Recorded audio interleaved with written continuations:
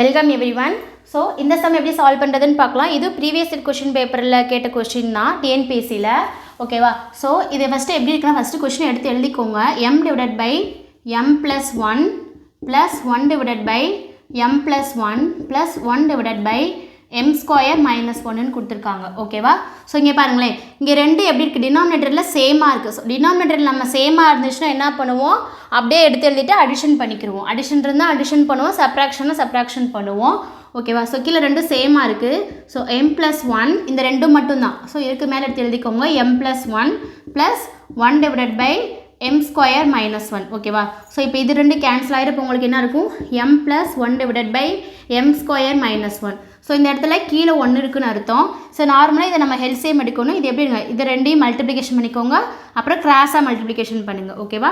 First ரெண்டையும் multiplication பண்ணிங்கன்னா 1 into m square minus 1 m square minus 1 1 into m square, இது கிராஸாக 1 into m square minus 1 m square minus 1 1 into 1 plus 1. ஓகேவா? So plus 1 minus 1 cancel ஆயிரும். So m square divided by m square minus 1. So final answer என்ன, இதான் உங்களுக்கு final answer. So D is the final answer. ஓகேவா? So இந்த சம்மில் doubts இருந்துச்சுன்னா comment பண்ணுங்கள். தேங்க்யூ.